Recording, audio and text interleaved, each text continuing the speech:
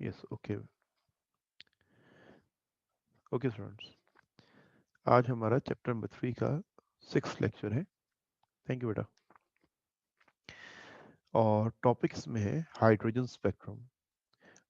कल की क्लास में, लास्ट क्लास में हमने बोर मॉडल में कुछ इक्वेशंस ड्राइव की थी और लास्ट था वेव नंबर।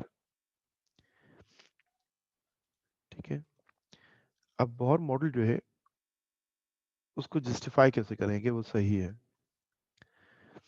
तो हाइड्रोजन स्पेक्ट्रम का जो एक्सपेरिमेंट है ना, ये एक एविडेंस है कि बोहर का जो कहना है वो सही है कि न्यूक्लियस के बाहर स्पेसिफिक ऑर्बिट्स होते हैं, मीन क्वांटाइज्ड ऑर्बिट्स होते हैं, मखसूस ऑर्बिट्स होते हैं।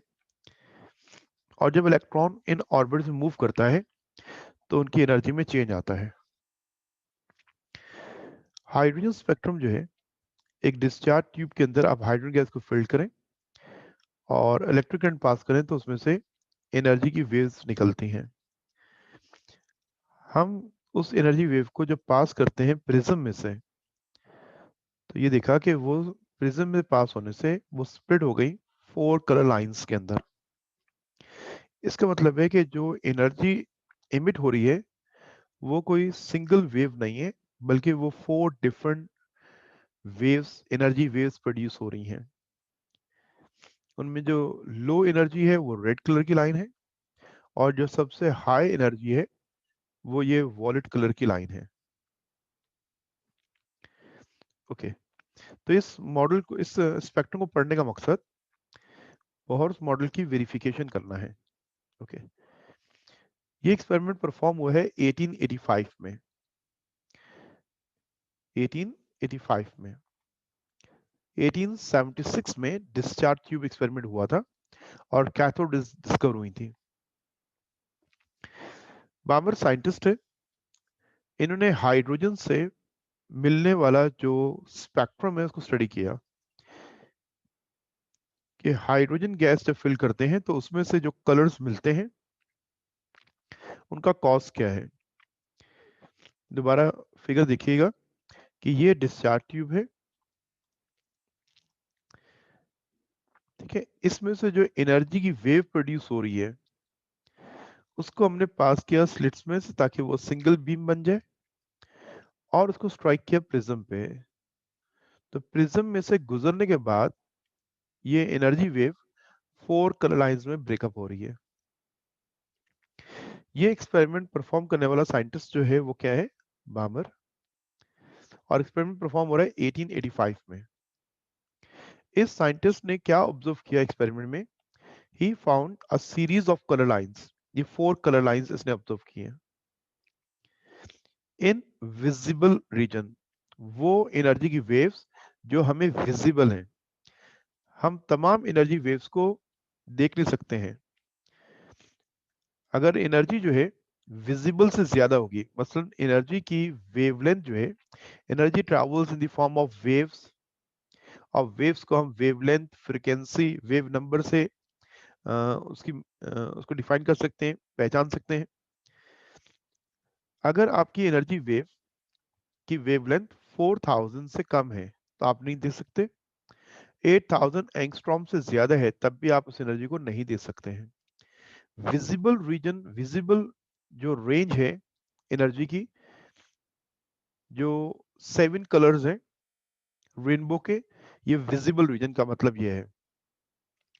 विजिबल रीजन स्टार्ट कहां से होता है, मिनिमम जो है रेड है और मैक्सिमम जो एनर्जी हम देख सकते हैं विजिबल जो हमें है वो है वॉलेट कलर। अगर उससे ज्यादा एनर्जी होगी तो उसको अल्ट्रा वॉलेट कहते हैं और रेड से कम एनर्जी होगी तो उसको इंफ्रारेड कहते हैं। बामर ने जो सीरीज ऑब्जर्व की है वो विजिबल रीजन की 4 कलर लाइंस हैं। ये 4 हाइड्रोजन गैस से बनने वाले स्पेक्ट्रम पे हम बात कर रहे हैं, क्योंकि हाइड्रोजन के एटम को सामने रखते हुए हमने बोहर मॉडल को स्टडी किया था। ओके, इन 4 कलर लाइंस के लिए इसने एक फार्मूला प्रपोज किया। Balmer propose an empirical formula to find wave number of each line. हर लाइन का वेव नंबर की वैल्यू क्या है। तो वेव नंबर का फार्मूला क्या हमने पढ़ा हुआ है, जो बोहर ने भी ड्राइव किया था और बामर ने भी प्रपोज किया है। वेव नंबर मालूम करना है is equal to R H 1/n1 square minus 1/n2 square. R H is a Rydberg constant, इसकी वैल्यू न्यूमेरिकल में अमूमन गिवन होती है 109678 inverse centimetre. n1 is a lower energy या ground state, n2 is a high energy और excited state. अगर किसी high orbit से इलेक्ट्रॉन ड्रॉप होता है लोअर ऑर्बिट में, तो डिफरेंस ऑफ एनर्जी वो रिलीज करता है वेव्स की फॉर्म में। वो रिलीजिंग वेव जो है उसका वेव नंबर कैलकुलेट करना है, तो ये फार्मूला है। जरा एक मिनट होल्ड कीजिएगा आप ना, इसको जरा पॉज कर लूं, आज मुझे काफी नजला हो जी। स्टूडेंट्स पेज नंबर 97 पे एक फिगर दी हुई है, उसको भी सामने रखेंगे। टॉपिक जो है पेज नंबर 95 का है। हाइड्रोजन स्पेक्ट्रम पे पूरा एक नोट लिखने के लिए आता है और उसमें से कई statements, formula, multiple choice question पूछा जाता है। ओके, बामर सीरीज देखिए, कोई एक कलर लाइन नहीं है, कोई एक एनर्जी की वेव प्रोड्यूस नहीं हो रही। 4 डिफरेंट कलर लाइंस जो है वो ऑब्जर्व हुई हैं।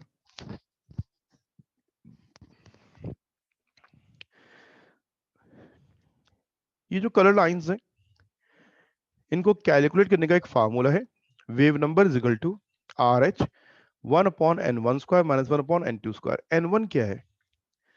n1 is a ground state. Balmer series की स्पेक्ट्रल लाइन प्रोड्यूस कब होगी? जब इलेक्ट्रॉन किसी एक्साइटेड स्टेट से ड्रॉप किस में हो? सेकेंड ऑर्बिट में, सेकेंड में, फर्स्ट में नहीं। अगर फर्स्ट में होगा तो बहुत ज्यादा एनर्जी की वेव प्रोड्यूस होगी। बामर ने उसको डिटेक्ट नहीं किया था। इसने जो देखा है वो विजिबल कलर्स की बात कर रहे हैं। उसके बाद बाकी साइंटिस्ट ने और डिटेल स्टडी किया तो उनको और रीजन भी मिले थे। हम बामर की भी बात कर रहे हैं। ओके, n2 क्या है? n2 is any higher orbit, any higher energy orbit than n1।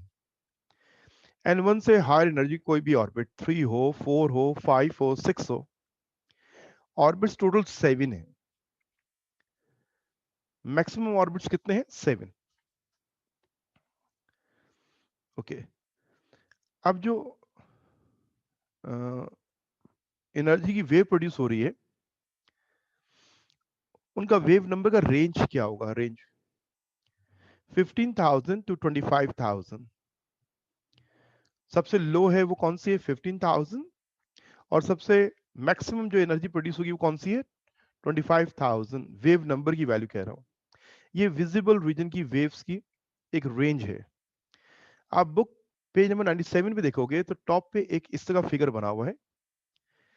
ये रेफरेंस के लिए है, हमें ड्रॉ नहीं करना है। ऊपर आपको स्केल दिया हुआ है, सबसे पहला स्केल नजर आ रहा है आपको, वैल्यूज लिखी हुई हैं। ये वेव नंबर की वैल्यूज हैं। वेव नंबर का यूनिट क्या होता है? Inverse centimetre. Because inverse centimetre क्यों? क्योंकि it's the inverse of wavelength. ये नीचे वेवलेंथ लिखा हुआ है और ऊपर वेव नंबर लिखा हुआ है। Inverse of the wavelength is called wave number.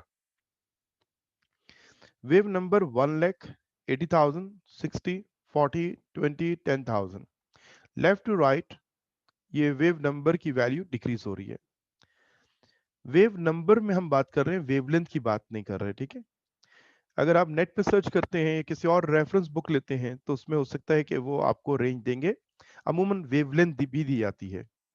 हमारे टॉपिक में वेव नंबर है, इसलिए हम वेव नंबर के स्केल की बात कर रहे हैं।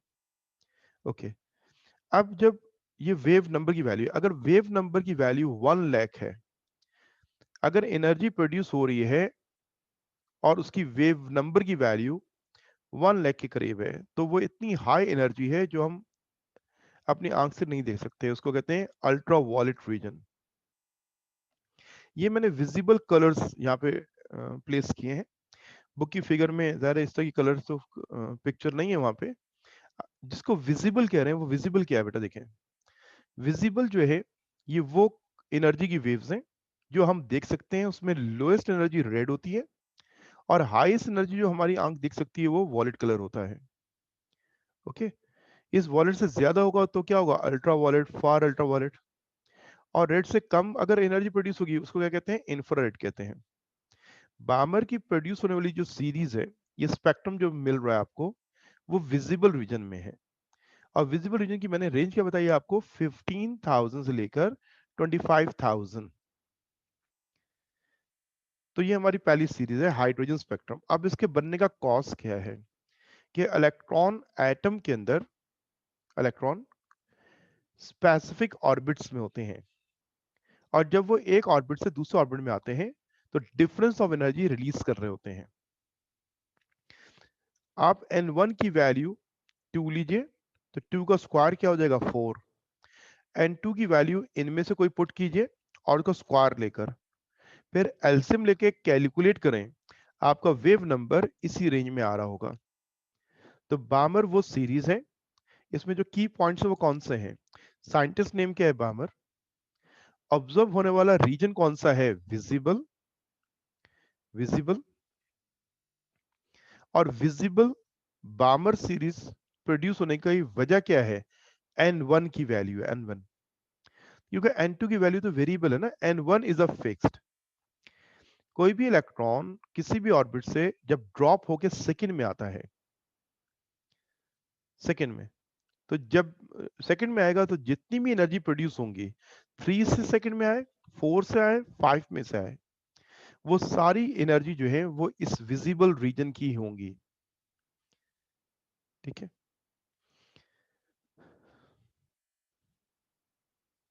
मैं इसको एक अंदाज से ड्रॉ भी करता हूं दोबारा। देखिए, ये न्यूक्लियस है, इस न्यूक्लियस के बाहर स्पेसिफिक सर्कुलर ऑर्बिट्स है ना, first, second, third, fourth. Atom में इलेक्ट्रॉन था, इलेक्ट्रॉन, हाइड्रोजन एटम में सिंगल इलेक्ट्रॉन है। जब इसको एनर्जी मिली, हीट एनर्जी, तो ये इलेक्ट्रॉन एक्साइटेड हो गया, हायर ऑर्बिट में चला गया। वहां से जब ड्रॉप होता है, ड्रॉप, तो वो ड्रॉप हो सकता है फर्स्ट ऑर्बिट में, ये भी मुमकिन है कि वो ड्रॉप हो जाए सेकेंड ऑर्बिट में, और ड्रॉप हो जाए थर्ड ऑर्बिट में। यहाँ n क्या है 1, ये n की वैल्यू क्या है 2, ये n की वैल्यू क्या है 3, और ये n की वैल्यू क्या है 4। तो जब इलेक्ट्रॉन ड्रॉप होता है हायर ऑर्बिट से लोअर में, तभी वो एनर्जी रिलीज करता है फोटॉन्स की फॉर्म में। अगर इलेक्ट्रॉन ड्रॉप होता है किसी भी आउटर ऑर्बिट से फर्स्ट में, तो जो एनर्जी प्रोड्यूस होगी वो हाई इन एनर्जी होगी, सबसे हाई एनर्जी होगी।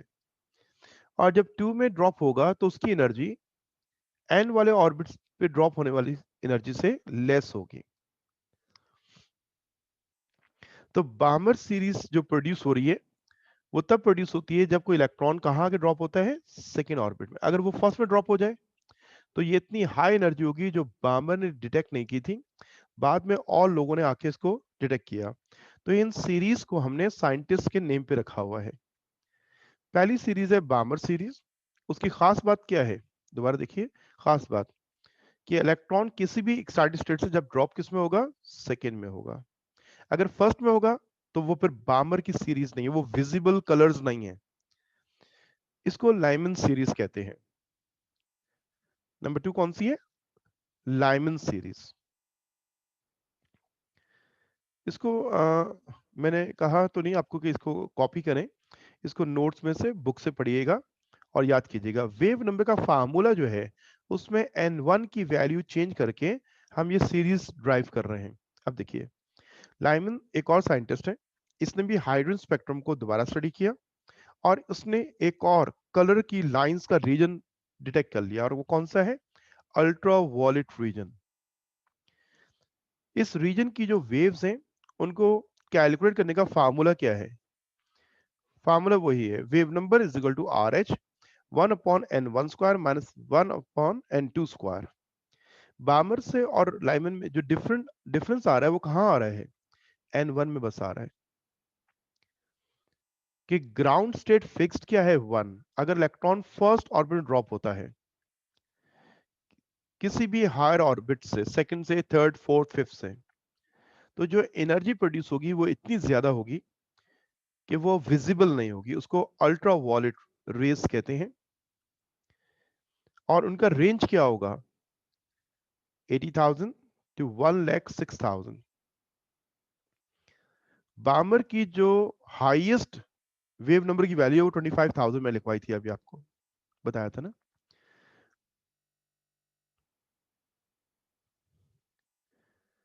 बेटा बुक मौजूद है तो कुछ की पॉइंट्स नोट डाउन कर लें, क्योंकि ये बुक में ये वैल्यूज नहीं लिखी हुई हैं। आप इसको नोट डाउन कर लें, आपको लिखना चाहिए, बेहतर है कि आप लिखें। हाइड्रो स्पेक्ट्रम में सबसे पहले लिखें Balmer in 1885। Balmer studied the spectrum of hydrogen gas. He found a series of color lines in visible region। ये सबसे अहम पॉइंट है, साइंटिस्ट के नाम के साथ रीजन कौन सा है और वेव नंबर कैलकुलेट करेगा फार्मूला और उसमें n1 की वैल्यू और रेंज क्या है वेव नंबर की, ये रेंज है उसकी। कॉपी कर लें, जब कॉपी कर लें मुझे डन का मैसेज करें, फिर हम आगे चलते हैं।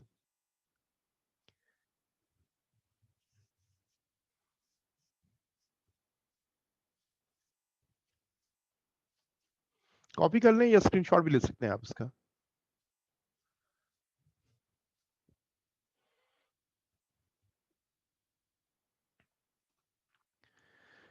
आप डन रिप्लाई कर दें तो फिर हम आगे चलते हैं।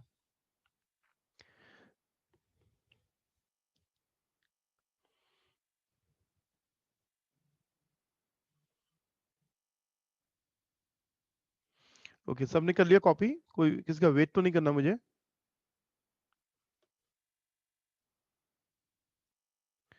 ओके बेटा, आप जब डन कहेंगे तो फिर हम आगे मूव करेंगे।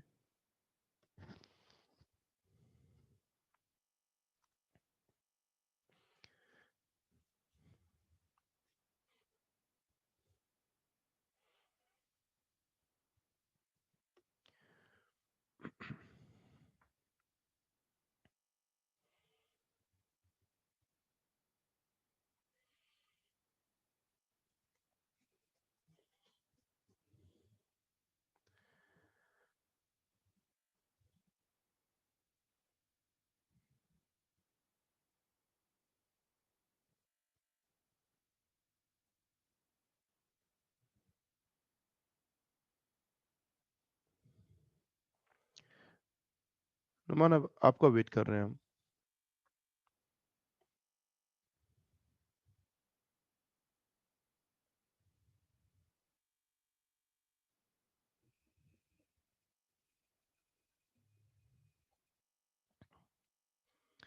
नुमान हो गया, ओके ठीक है।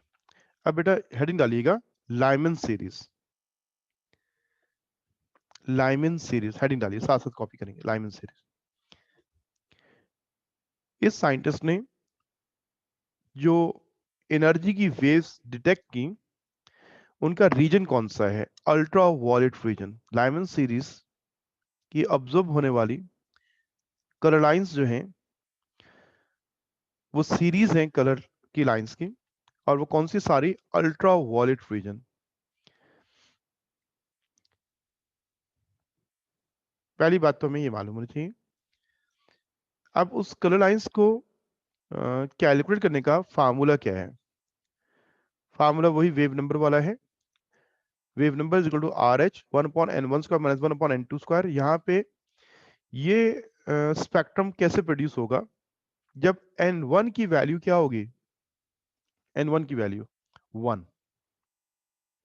ये एक पॉइंट ऑफ द डिफरेंस है बिटवीन बामर एंड लाइमन। आपको याद होगा कल के न्यूमेरिकल के अंदर जो मैंने क्लास में यहाँ पे आपको करवाया था, उसमें हमने कहा था कि electrons drop from third orbit to first orbit. Third orbit to first orbit, कल की क्लास में जो न्यूमेरिकल किया था। और क्वेश्चन में उन्होंने कहा था calculate the wave number of Lyman series. Lyman का वो वर्ड आया था। तो ये जब भी कोई इलेक्ट्रॉन किसी भी ऑर्बिट से वन में ड्रॉप होगा तो उसका जो स्पेक्ट्रम प्रोड्यूस होगा वो अल्ट्रा वायलेट रीजन का ही होगा। तो यहाँ n1 की वैल्यू क्या है? 1। अगर इलेक्ट्रॉन सेकेंड ऑर्बिट में आके ड्रॉप होता है तो फिर वो अल्ट्रावायलेट रीजन की वेव्स नहीं होंगी। N2 की वैल्यू क्या है? 2, 3, 4, 5। ये प्रोड्यूस होने वाली जो वेव्स हैं, इनका वेव नंबर की वैल्यू 80,000 से लेकर 1,06,000 के इन बिटवीन होती है। और ये कहां पे प्रोड्यूस होती हैं? ये देखिए अल्ट्रावायलेट हमने मार्क किया। 80,000 टू 1,06,000 की रेंज देखें कौन सी है। ये 80,000 है, 80,000 और 1,06,000। इस रेंज की जो वेव नंबर की वैल्यूज हैं वो कहाँ आ रही हैं? अल्ट्रावायलेट में आ रही हैं। और अल्ट्रावायलेट रीजन को स्टडी करने वाला कौन सा साइंटिस्ट है? लाइमन है। विजिबल को स्टडी करने वाला कौन है? बामर है। इसको कॉपी कर लो, फिर हम इस पर थोड़ी सी कैलकुलेशन करेंगे। आप इसको कॉपी कर लें। कॉपी में ज़रा आपको ये फिगर ड्रॉ नहीं करनी है। की पॉइंट्स कौन कौन से हैं? साइंटिस्ट नेम, उसका ऑब्जर्व होने वाला स्पेक्ट्रम का रीजन, उस रीजन का कॉस, और वो वेव नंबर की रेंज। साइंटिस्ट नेम, स्पेक्ट्रम का रीजन, उस रीजन के बनने का कॉस, और उस रीजन की वेव नंबर की वैल्यूज।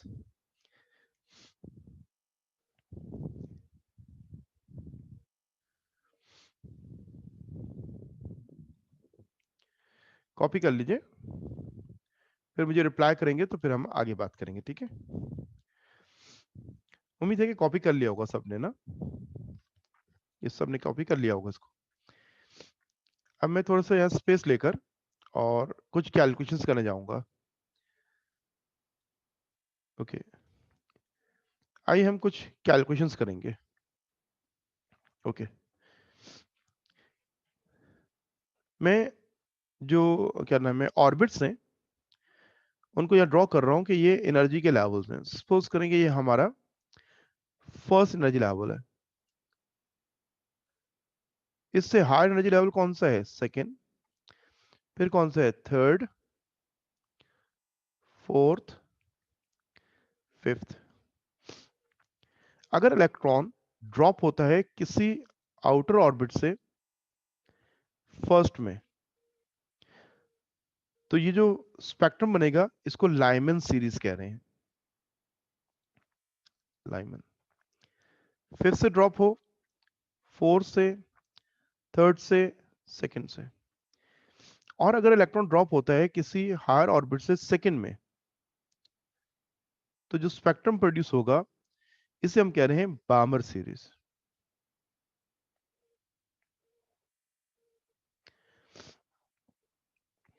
अब ये देखिए कि अगर इलेक्ट्रॉन ड्रॉप होता है सेकंड से फर्स्ट ऑर्बिट में, तो ये डिफरेंस कम है ना, ये डिफरेंस कम है। और हम यह कहते हैं कि अगर इलेक्ट्रॉन ड्रॉप होता है किसी हायर ऑर्बिट से सेकंड में, ये डिफरेंस ज्यादा है। फिफ्थ से सेकंड का डिफरेंस ज्यादा है, लेकिन इतनी कम एनर्जी की वेव प्रोड्यूस हो रही है कि वो सिर्फ विजिबल रीजन में आ रही है। विजिबल रीजन का रेंज क्या बताया था मैंने आपको? 15,000 टू 25,000।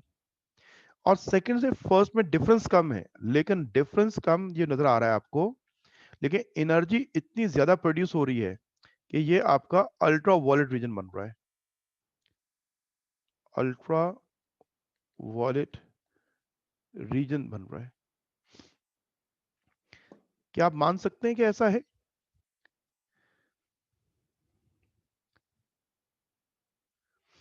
N2 की वैल्यू बेटा 100 नहीं हो सकती कभी भी ना। और N2 की हाईएस्ट वैल्यू मैंने बताया कितनी है? 7।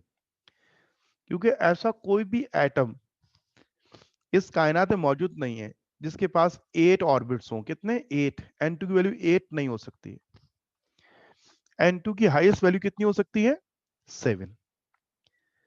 ठीक है, ये N क्या चीज है? N 1 2 ये क्या है? N is a ground state lower और N2 इससे हायर है। ठीक है, n1 की मिनिमम वैल्यू क्या है, ये मैंने यहाँ लिखी है 1। इससे कम ऑर्बिट नहीं होता क्योंकि ऑर्बिट से क्वांटाइज्ड है ना, ये ऑर्बिट 0.5 नहीं होता 0.9। n की वैल्यू क्या होगी 1, ऑर्बिट 1 होगा, या फिर उससे हायर वैल्यू होगी 2, second orbit, third orbit, fourth, fifth, six, seven. तो एटम में ऑर्बिट्स कितने हैं, 7। कोई ऐसा एटम एग्जिस्ट नहीं करता जिसके पास 8 ऑर्बिट्स हो। मैं जो यहां बात समझाना चाह रहा हूं वो ये है कि बामर सीरीज में अगर डिफरेंस ज्यादा हो, इलेक्ट्रॉन फिफ्थ से सेकंड में आए, तो जो एनर्जी प्रोड्यूस हो रही है एनर्जी, वो लो एनर्जी है डिफरेंस ज्यादा होने के बावजूद। और यहाँ जो एनर्जी डिफरेंस आप देख रहे हैं कम है, लेकिन एनर्जी जो है वो हाई एनर्जी की वेव प्रोड्यूस हो रही है। आइए इसको प्रैक्टिकली प्रूव कर लेते हैं। वेव नंबर निकालने का फार्मूला क्या है, wave number is equal to R H 1/n1 square minus 1/n2 square. अब आप ये कहते हैं कि थर्ड से सेकंड में आता है तो वो विजिबल रीजन बनेगा, 4 से इलेक्ट्रॉन सेकंड में आएगा तब भी विजिबल होगा, 5 से सेकंड में आएगा तो वो भी क्या होगा, विजिबल रीजन की वेव प्रोड्यूस होगी। हम इस विजिबल की हाईएस्ट वैल्यू देखते हैं कितनी हो सकती है, हाईएस्ट। लो तो है, हम ये तो कह रहे हैं बामर की जो वेव है वो लो एनर्जी है, लेकिन हम देखते हैं डिफरेंस ज्यादा है, तो मैक्सिमम वैल्यू क्या बनती है, वो रेंज क्या बनती है। आइए इसमें वैल्यू पुट करते हैं। आर एच की वैल्यू कितनी है 109678, 1 अपॉन बामर सीरीज में n1 की वैल्यू क्या होती है 2 और इसका स्क्वायर। बामर सीरीज में n1 क्या है, फिक्स्ड है, ये 2 है, माइनस 1 अपॉन, और n2 की वैल्यू क्या रहा हूं 5 का स्क्वायर, 5 का स्क्वायर। अब ये कैलकुलेशन करके बताइए क्या आंसर आ रहा है, जरा कैलकुलेट खुद करें, कैलकुलेटर सामने रखें। 109678 1/4 माइनस 1/25, सॉल्व करके देखें क्या आंसर आ रहा है।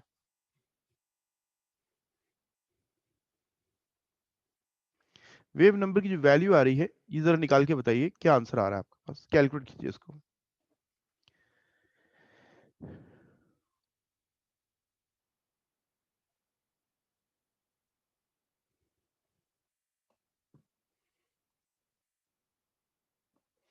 यस, दो स्टूडेंट ने मुझे आंसर रिप्लाई किया कि आपका आंसर क्या आ रहा है 23,000, यस, और लोगों ने 23,032.38 इनवर्स सेंटीमीटर। आप देखिए जो एनर्जी प्रोड्यूस हुई है वो किस रेंज की है, बामर की रेंज आपको याद है ना, लिखी होगी आपने 15,000 टू 25,000। तो 23,000 की एक हाई एनर्जी प्रोड्यूस हुई है, लेकिन ये इतनी हाई नहीं है कि विजिबल रीजन से आउट हो जाए, तो ये विजिबल रीजन के अंदर अंदर रहेगा।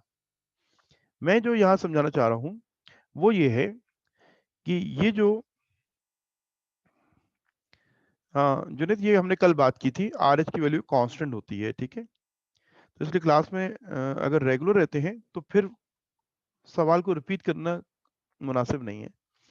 आर एच क्या है, हमने कल इसको प्रूफ किया था, और इसको कहा था, ये इसका नाम भी बताया था, it's a Rydberg constant, Rydberg constant scientist के नेम पे है।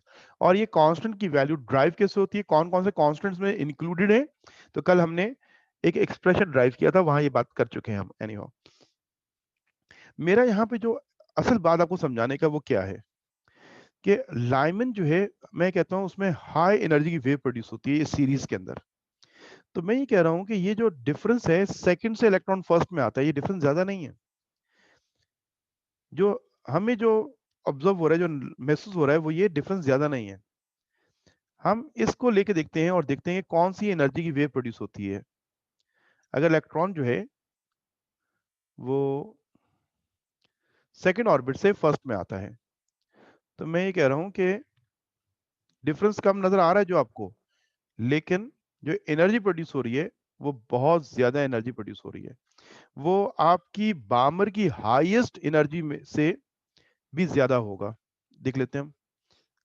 वेव नंबर कैलकुलेट करना है। आर एच की वैल्यू क्या है? 109678 1/n1 की वैल्यू, अब जो हम बात कर रहे हैं वो कौन सी है? n1 की वैल्यू 1। 1 का स्क्वायर लेंगे तो 1 रह जाएगा, -1/n2 की वैल्यू क्या है? 2 का स्क्वायर। ये मैं लाइमन सीरीज की जो सबसे लोएस्ट एनर्जी प्रोड्यूस होने वाली है, मैं उसकी बात कर रहा हूँ। अगर थर्ड से आएगा तो एनर्जी से ज्यादा होगी। मैं कह रहा हूँ इसकी जो लोअर वैल्यू है वो बामर से हाईएस्ट है, ये बात करना चाह रहा हूँ। आइए कैलकुलेट करते हैं। 109678 1/1 -1/4। देखो सॉल्व करके बताओ क्या आंसर आ रहा है। 109678 एलसीएम ले लें 3/4। आप कैलकुलेट कीजिए आपका क्या आंसर आ रहा है। अगर आपका आंसर 15 to 20,000 के 25,000 के दरमियान आ रहा है तो समझ लें कि ये एनर्जी जो होगी ये विजिबल रीजन की होगी। ओके, देखिए स्टूडेंट ने कैलकुलेट करके मुझे बताया कि सर ये आंसर आ रहा है। क्या आंसर आ रहा है? 80,000 सॉरी 82,258.5 इनवर्स सेंटीमीटर। तो लाइमन सीरीज की जब सबसे लोएस्ट एनर्जी आपने कैलकुलेट करके देखा तो वो एनर्जी की वेव नंबर की वैल्यू 82,000, इट्स मोर देन 80,000। तो मैंने लाइमन के जो रीजन है स्पेक्ट्रल लाइंस, उसकी मैंने वैल्यूज कहा था कि रेंज क्या है? 80 टू 1,06,000। तो ये हाई एनर्जी की वेव्स प्रोड्यूस हो रही हैं। और ये क्यों प्रोड्यूस हो रही हैं? क्योंकि बोर का मॉडल जो है वो एक accurate model according to this hydrogen spectrum experiment के इलेक्ट्रॉन्स जो हैं वो ऑर्बिट्स में होते हैं और ऑर्बिट्स जो हैं वो स्पेसिफिक हैं। ओके, ये बात हम कर चुके हैं। अब हम बात करेंगे थर्ड सीरीज की। हाइड्रोजन स्पेक्ट्रम में ऑब्जर्व होने वाला थर्ड सीरीज, हेडिंग डालिएगा पॉइसन सीरीज।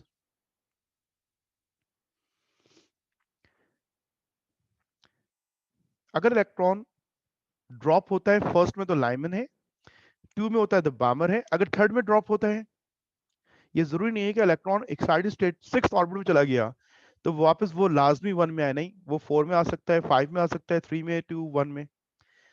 अब ये है पॉइसन सीरीज।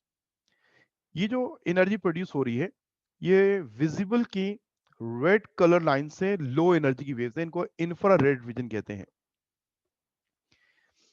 इस रीजन का भी अगर आपको वेव नंबर कैलकुलेट करना है तो फार्मूला, इम्पे का फार्मूला वही है, wave number is equal to R H 1/n1 square minus 1/n2 square. Poisson series के बनने का कॉज ये है कि ground state is free. Electron जो आ रहा है वो किस में आ रहा है? थर्ड ऑर्बिट में आ रहा है। कहां से? थर्ड से हायर ऑर्बिट से, थर्ड से हायर ऑर्बिट।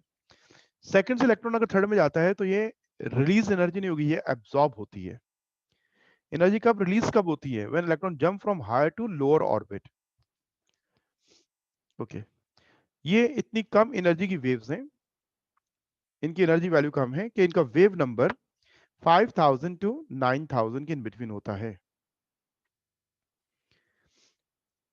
ये इस स्पेक्ट्रम के अंदर कौन सा रीजन है? इंफ्रारेड, मैंने रेड कलर से दिया हुआ है। इस इंफ्रारेड को हम कहते हैं पॉइसन सीरीज। और इस इंफ्रारेड रीजन पॉइसन सीरीज का रेंज देखिए वो कहां नजर आ रहा है आपको? वो 9,000 से लेस में आएगा। 5,000 टू 9,000 के दरमियान एनर्जी की वेव प्रोड्यूस होंगी। तो आपने यहाँ पे जो चीजों को याद रखना है, की पॉइंट्स क्या हैं? एक तो साइंटिस्ट नेम का, रीजन कौन सा स्पेक्ट्रम का, और उस रीजन का कॉज क्या है, और उसकी रेंज क्या है। ठीक है, 4 बातें हो गई हैं। साइंटिस्ट नेम, उसका ऑब्जर्व होने वाला स्पेक्ट्रम का रीजन, उसका कॉज क्या है, और उसकी रेंज क्या है।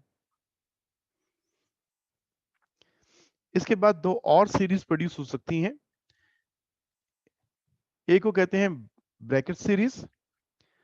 इसके लिए पूरे डिटेल में बात नहीं कर रहे, बस इस तरह एक जनरल बात की जा रही है कि अगर इलेक्ट्रॉन फोर्थ ऑर्बिट में आ जाए तो फिर वो सीरीज कौन सी होगी? वो भी इंफ्रारेड रीजन ही होगा। ठीक है, इंफ्रारेड रीजन होगा। और लास्ट में फंड सीरीज।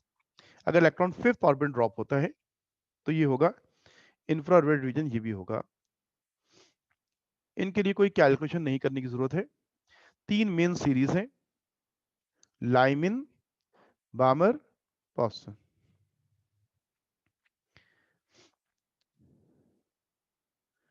कॉपी कर लीजिए, फिर मुझे बताइए। ब्रैकेट ऑफ फर्न सीरीज को थोड़ा हमने डिटेल में नहीं लिया, देखें आप ना, जैसे बाकी 3 को किया है। इनके बारे में बस इतनी ही बात को याद रखना है, नोट्स में भी आपने इतना ही लिखना होगा।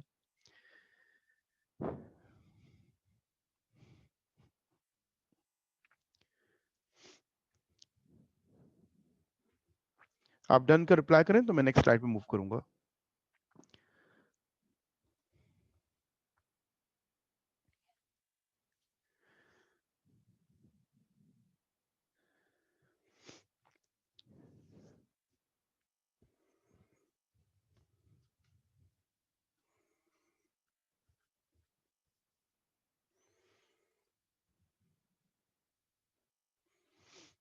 मुझे वेट तो नहीं करना किसी का।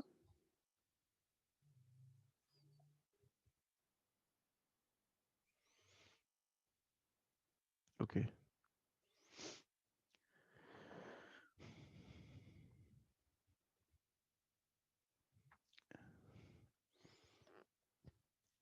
एक स्टूडेंट का वेट कर रहा हूं मैं, जरा एक कॉपी कर लें फिर हम आगे मूव करते हैं।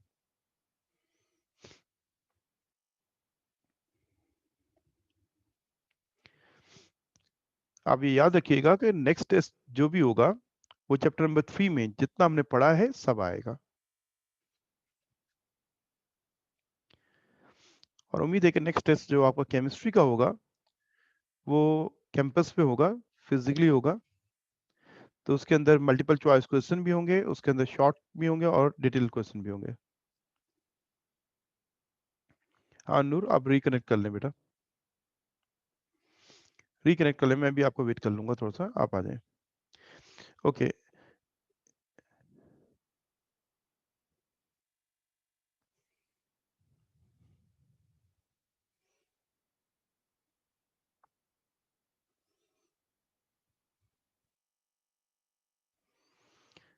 ओके।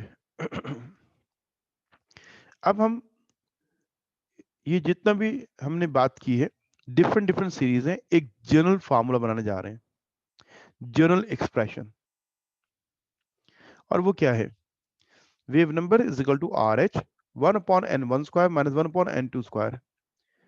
सब में ये फार्मूला सेम था, तो हम एक जनरल फार्मूला कह रहे हैं। अगर n1 की वैल्यू 2 है तो ये स्पेसिफिक फॉर बामर होगा, n1 की वैल्यू 1 है तो ये स्पेसिफिक फॉर लाइमिन होगा, बाकी किसी पे अप्लाई नहीं होगा।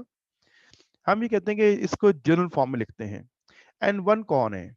n1 is any lower energy level.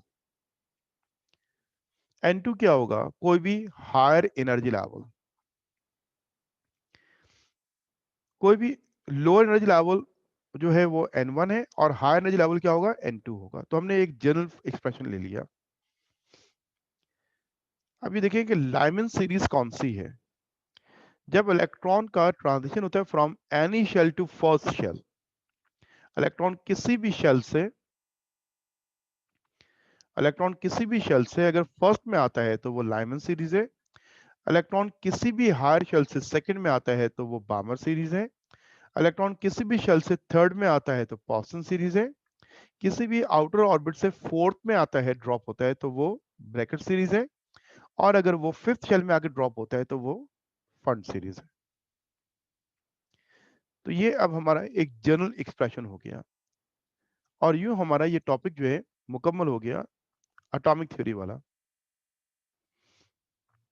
Atomic theory, structure of an atom पे जो हम हिस्ट्री डिस्कस कर रहे थे, फंडामेंटल पार्टिकल की डिस्कवरीज के बाद उनकी अरेंजमेंट पे एटॉमिक मॉडल 3 स्टडी किए। पहला मॉडल कौन सा था?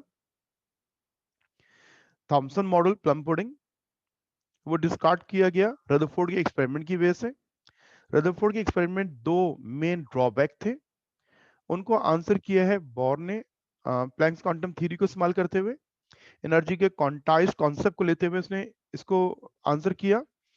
और बोर का जो मॉडल है, इसका एविडेंस क्या है कि ये सही है? तो हाइड्रोजन स्पेक्ट्रम का एक्सपेरिमेंट ये प्रूव करता है कि बोहर का कहना या उसकी थ्योरी के पोस्टुलेट्स वैलिड है। अब बोहर के मॉडल का फेलियर क्या है? फेलियर, तो ये एक छोटी सी बात करके टॉपिक यहाँ पे बुक में एंड हो जाता है हिस्ट्री का। हाइजेनबर्ग्स अनसर्टेनिटी प्रिंसिपल, इस पे भी नोट लिखने के लिए आता है, तो नोट्स में इसको याद कीजिएगा। मैं इसको एक्सप्लेन कर देता हूँ। हेडिंग डाल लीजिए, हाइजेनबर्ग्स अनसर्टेनिटी प्रिंसिपल। इस साइंटिस्ट ने ये कहा कि बोहर का जो सर्कुलर ऑर्बिटल वाला कॉन्सेप्ट है वो सही नहीं है। ठीक है, यहां पे हमारी हिस्ट्री जाके खत्म हो जाएगी। हाइजेनबर्ग्स अनसर्टेनिटी प्रिंसिपल, हेडिंग डाल लीजिए। इनकी स्टेटमेंट क्या है? स्टेटमेंट पहले कॉपी करें। इनका कहना क्या है? It is impossible to measure simultaneously the exact position and exact momentum of moving electron in an atom. ये इनके प्रिंसिपल की स्टेटमेंट है। स्टेटमेंट पहले कॉपी कर लें, फिर हम इससे बात करते हैं।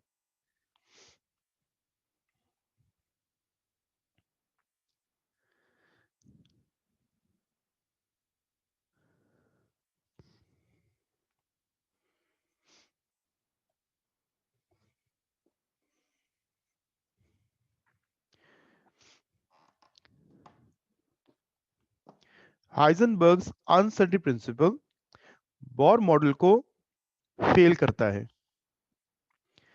देखिए, बोहर ने अपने पॉस्टुलेट्स में से एक में ये कहा था, लास्ट वाले में, जिसमें उसने कहा था, जिसको बोर क्वांटाइजेशन मैंने कहा था, वो क्या था कि इलेक्ट्रॉन का मोमेंटम जो है, मोमेंटम mv, और ऑर्बिट का सर्किल का सर्कमफ्रेंस जो है 2 pi r is equal to Planck's constant. Momentum और ऑर्बिट का सर्कमफ्रेंस, इलेक्ट्रॉन का मोमेंटम, ठीक है, मोमेंटम और उसकी पोजीशन, ऑर्बिट का सर्कमफ्रेंस, पोजीशन का प्रोडक्ट हमेशा कांस्टेंट रहता है, कांस्टेंट। हाइजेनबर्ग कह रहे हैं कि ये मुमकिन नहीं है कि आप एक ही वक्त में मोमेंटम और पोजीशन की एग्जैक्ट वैल्यूज ले लें। अगर आप मोमेंटम को एग्जैक्ट करेंगे तो मोमेंटम को एग्जैक्ट करने की वजह से उसकी पोजीशन अनसर्टन हो जाएगी। अगर आप उसकी पोजीशन को सर्टन करेंगे कि पोजीशन एक्यूरेट मालूम हो, तो पोजीशन को एक्यूरेट कैलकुलेट जब करोगे तो खुद ब खुद मोमेंटम अनसर्टन हो जाएगा। ये कह रहे हैं it is impossible to measure simultaneously, एक साथ दोनों को एग्जैक्ट मालूम करना पॉसिबल नहीं है। It is impossible to measure simultaneously the exact position and momentum of moving electron in an atom. ये थोड़ा सा डिफिकल्ट है इस बात को विजुलाइज करना, समझना, लेकिन एक मुझे अच्छा सा एक एक्सपेरिमेंट, एक वीडियो मिला, क्लिप, वो मैं इसमें प्ले करूंगा ताकि आपको उसमें अंदाजा हो कि ये क्या बात क्या कर रहे हैं, क्या कहना चाह रहे हैं। वो हम लास्ट में इसको भी देखेंगे। आगे हम बात करते हैं। इनकी स्टेटमेंट का कहना क्या है? स्टेटमेंट ये कहना है, the product of uncertainties in the position and in the momentum must be greater than or equal to Planck's constant. ये इसका मैथमेटिकल एक्सप्रेशन आएगा। x is a position, p is a momentum, delta x is a uncertainty in position। जितनी भी position की uncertainty आप कम करोगे और accurate करोगे तो मोमेंटम की अनसर्टेनिटी बढ़नी शुरू हो जाएगी। तो ये प्रोडक्ट हमेशा कांस्टेंट h के बराबर इक्वल नहीं होगा, इज ग्रेटर देन और इक्वल टू प्लैंक्स कांस्टेंट। ये इसकी स्टेटमेंट का मैथमेटिकल एक्सप्रेशन है। The product of position and momentum is equal to and greater than Planck's constant. आप मोमेंटम को एक्यूरेट करेंगे तो वो h की कांस्टेंट वैल्यू निकालेगा, लेकिन उसके एक्यूरेट होने से पोजीशन जो है वो h की वैल्यू को चेंज कर रहा होगा। एक को आप एग्जैक्ट मालूम करने की कोशिश करेंगे तो दूसरा खुद ब खुद अनसर्टन हो जाएगा। तो ये मतलब है, so if one of these uncertainty is known exactly, then the other uncertainty will become infinite, which is according to the principle. फिर दोबारा हम ये बात करते हैं कि ये क्या स्टेटमेंट क्या है। बस ये स्टेटमेंट जो है इसी को यहाँ डिस्कस करना है। दोबारा हम बात करते हैं, स्टेटमेंट ये है, it is not possible to determine, ये मुमकिन नहीं है कि हम एक साथ साइमल्टेनियसली मालूम कर लें the position and momentum of a moving electron. If one is known exactly, it would be impossible to know the other exactly. तो बार बार घुमा के हम बात वही कर रहे हैं जो स्टेटमेंट है कि मोमेंटम और पोजीशन ऑफ द इलेक्ट्रॉन आप एक साथ एग्जैक्ट नहीं मालूम कर सकते हैं। इसमें सिर्फ इतनी सी बात कॉपी कर लें, बाकी सब नोट्स में लिखा हुआ है। स्टेटमेंट कॉपी करने के बाद मैथमेटिकल एक्सप्रेशन कॉपी कर लें। स्टेटमेंट और मैथमेटिकल एक्सप्रेशन अगर कॉपी नहीं किया है थोड़ा वेट कर लो, मैं एक वीडियो प्ले कर रहा हूं, उसको जरा देखते हैं कि हम पोजीशन और मोमेंटम की बात करते हैं। देखिए एक कमरे के अंदर ये एक पर्सन है,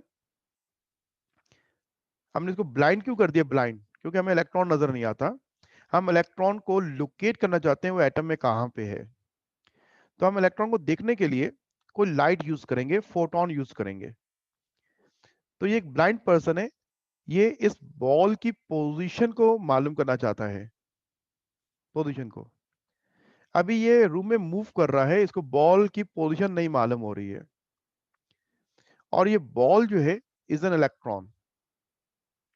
ये पर्सन समझ लें कि लाइट है, और बॉल जो है एटम का इलेक्ट्रॉन है। इस रूम में ये इलेक्ट्रॉन मीन एक बॉल मूव कर रही है, मुझे इसको देखना है कहां पे है। क्या दो बातें देखनी है, एक इसकी वेलोसिटी जो मोमेंटम होगा, और दूसरी इसकी लोकेशन पोजीशन कि ये एटम में कहां मौजूद है, फर्स्ट सेकंड थर्ड ऑर्बिट कहां मौजूद है।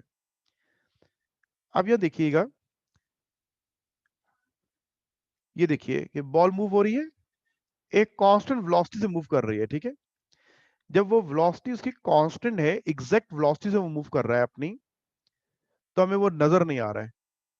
और जैसे ही बॉल से मेरा पाँव टकराएगा, इस पर्सन का टकराएगा पाँव, तो आपको मालूम हो जाएगा बॉल रूम में कहां मौजूद थी। पोजीशन जैसी मालूम होगी, जैसी पोजीशन मालूम होगी, बॉल की वेलोसिटी चेंज हो जाएगी, ये नहीं रहेगी जो है। दोबारा देखिए, मैं प्ले करता हूं। ये वेलोसिटी इसकी नोन है, पोजीशन नोन नहीं थी। अब इसकी वेलोसिटी की वैल्यू को हमने सपोज किया कितनी है, 5 मीटर पर सेकेंड, लेकिन पोजीशन क्या है हमारे पास, नजर नहीं आ रहा, अननोन पोजीशन कह रहा हूं।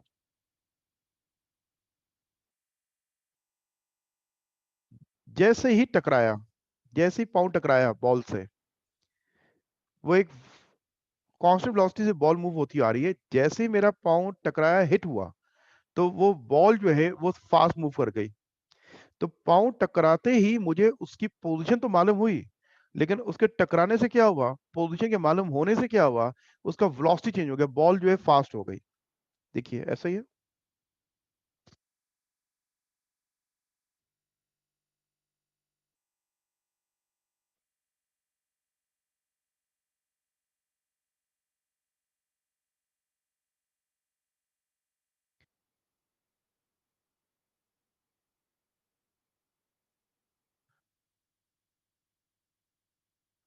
जैसे ही फोटोन कोलाइड हुआ, कोलिजन हुआ, उसकी वेलोसिटी क्या हो गई, चेंज हो गई, और पोजीशन क्या होगी, नोन हो गई।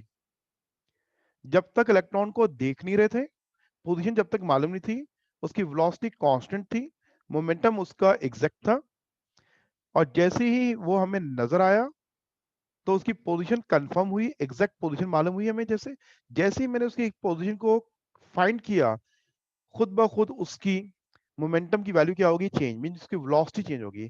तो इलेक्ट्रॉन से जब कोई फोटोन आके टकराता है, तो आपकी पोजीशन जैसी मालूम करोगे, तो उसकी मोमेंटम की वैल्यू, वेलोसिटी चेंज होने की वजह से मोमेंटम की वैल्यू खुद ब खुद क्या हो जाएगी, अनसर्टेन हो जाएगी। ओके, अब इसमें जो रह गया है बेटा उसको कॉपी कर लो, और यूं हमारी समझ लें कि एटॉमिक थ्योरी या स्ट्रक्चर ऑफ द एटम जो है उसकी हिस्ट्री मुकम्मल हो गई है। पीछे एक टॉपिक रह गया है हमारा एक्सरे, वो मैं मुकम्मल करके फिर इलेक्ट्रॉनिक कॉन्फ़िगरेशन पे हम आएंगे। आप मुझे डन का रिप्लाई कर दें इसमें जो रह गया है कॉपी करने वाला। बस दो चीजें बेटा यहाँ कॉपी कर रहे हैं, क्या, एक स्टेटमेंट और मैथमेटिकल एक्सप्रेशन।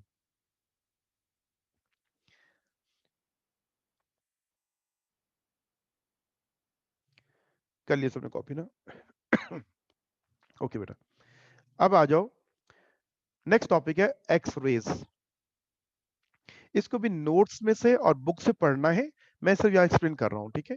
कॉपी नहीं कीजिएगा, सिर्फ बात को सुन लीजिए, समझ लें टॉपिक को, और नोट्स में से इसको याद कीजिएगा। ये जो डिस्चार्ज ट्यूब है ना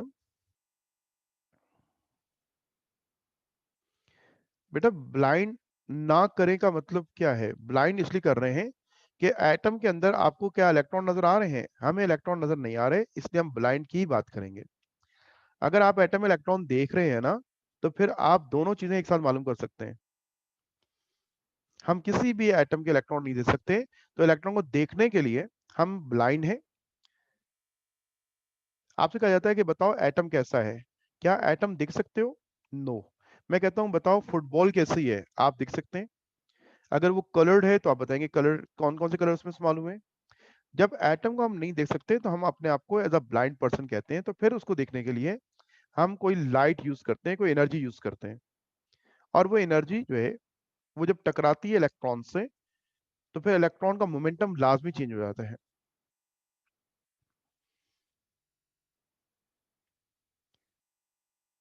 ओके, अब जो मैं बात कर रहा हूँ वो एक्सरेज का एक्सपेरिमेंट है। ये जो डिस्चार्ज ट्यूब एक्सपेरिमेंट था ना, इसके जरिए कई डिस्कवरीज हुई। क्या पहले हुई? इलेक्ट्रॉन डिस्कवर हुआ, फिर क्या हुआ, कैनाल रेज हुई। अब इसी के अंदर एक और रे प्रोड्यूस हो रही है जिनको एक्स रेज, अननोन रेज, और साइंटिस्ट नेम पे भी रोजन रेज भी कहते हैं। ये डिस्चार्ज ट्यूब के एक्सपेरिमेंट के अंदर एक्सीडेंटली तौर पे इस साइंटिस्ट ने ऑब्जर्व किया था 1895 में। ये साइंटिस्ट अपनी लैब में जब एक्सपेरिमेंट कर रहा था, तो इस कैथोड रे या डिस्चार्ज ट्यूब में से ऐसी रेडिएशन प्रोड्यूस हो रही है जो फोटोग्राफिक प्लेट को जिसने फॉग कर दिया। तो 1895 में William Roentgen discovered that when high energy electrons from cathode, ये कैथोड राइट साइड पे जो फिलामेंट लगा हुआ है ये कैथोड है, इससे निकलने वाले इलेक्ट्रॉन जब जाके एनोड पे स्ट्राइक होते हैं, तो उस एनोड में से ये रेज प्रोड्यूस होती हैं। एनोड में से ये इलेक्ट्रोमैग्नेटिक वेव्स हैं, ये कैनाल रेज नहीं है, ये पॉजिटिव पार्टिकल्स नहीं है। एनोड में से जो रेज निकल रही है वो कौन सी है? एक्स रेज है। ये जो कैथोड से जो इलेक्ट्रॉन निकलता है जब वो गैस के मॉलिक्यूल से टकराता है तो कैनाल रेज प्रोड्यूस करता है, और जब इलेक्ट्रॉन स्ट्राइक होता है एनोड की सरफेस पे, तो एनोड से निकलने वाली जो एनर्जी है उनको नाम दिया जा रहा है एक्स रेज। तो इसने डिस्कवर किया when high energy electron from cathode collide with the anode in Crookes discharge tube, very penetrating rays are produced. These rays were named as X rays. In race को हम x race कहते हैं। ये तो इसका introduction है कि scientist name क्या है, रेस को क्या नाम दिया गया, और वो उसने एक्सीडेंटली तौर पे डिस्चार्ज ट्यूब के अंदर प्रोड्यूस होना ऑब्जर्व किया था कि उसकी फोटोग्राफिक प्लेट जो है वो फॉग्ड हो रही थी। ओके, अब इसका कॉज क्या है, वजह क्या है, फिगर को बाद में देखेंगे, पहले यहाँ एक्सप्लेनेशन को मैं रीड आउट कर देता हूँ, पढ़ लेता हूँ, ठीक है?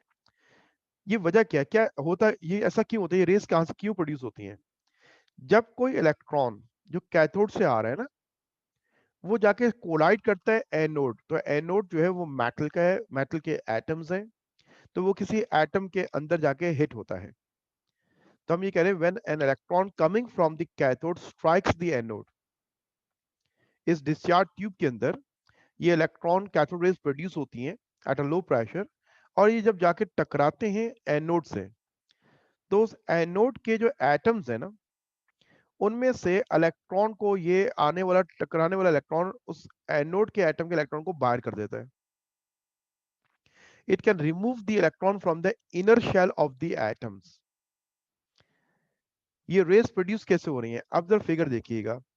ये जो इलेक्ट्रॉन नजर आ रहा है, ये कैथोड रेस का इलेक्ट्रॉन है जो एटम पे आके टकराता है, और एटम के इनर इलेक्ट्रॉन के टकराने की वजह से उस इनर इलेक्ट्रॉन को उसने बाहर कर दिया. ये बाहर आ गया इलेक्ट्रॉन.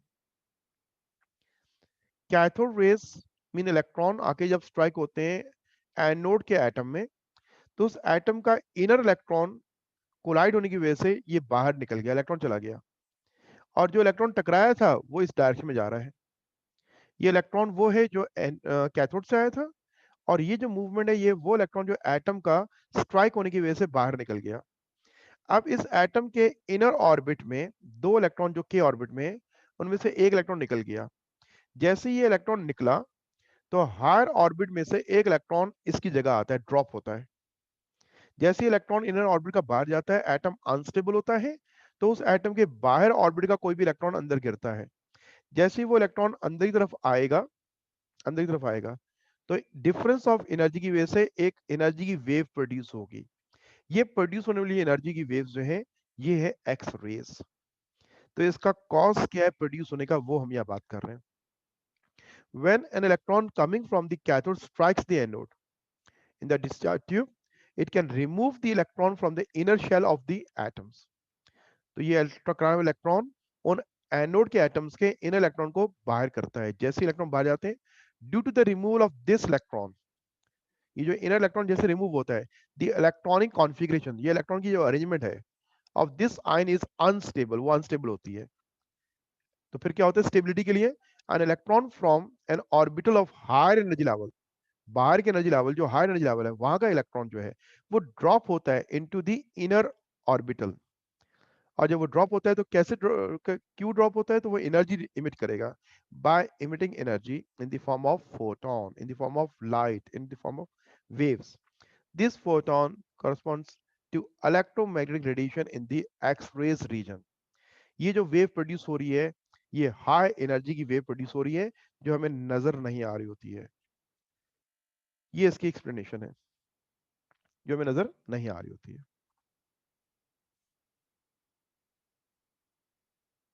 यस बेटा, आप दोबारा ज्वाइन कर लें मुझे. अगर आपको आवाज नहीं आ रही दोबारा ज्वाइन कर लें, और जो पार्ट रह गया था तो उसको आप रिकॉर्डिंग पर सुन लीजिएगा. ठीक है, ठीक है बेटा, ये समझ लिया आपने. एक्सरेस को डिस्कवर करने वाला साइंटिस्ट कौन है, डब्ल्यू रॉजर.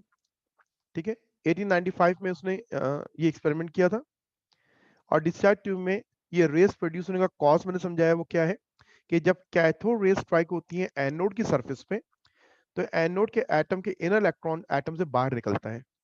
तो एटम उसी लम्हे अनस्टेबल होता है, तो उसी वक्त उस एटम का हायर ऑर्बिट का इलेक्ट्रॉन उसकी जगह लेता है जो इलेक्ट्रॉन बाहर निकला था. इस मूवमेंट की वजह से एनर्जी प्रोड्यूस होती है. इनको एक्स रेस कहते हैं.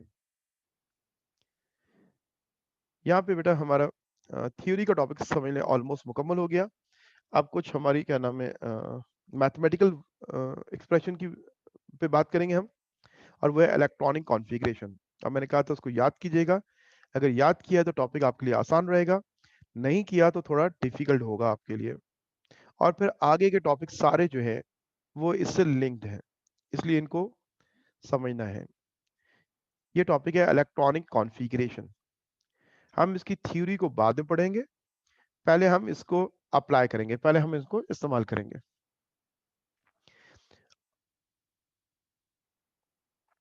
सब तवज्जो से बात को सुन रहे हैं?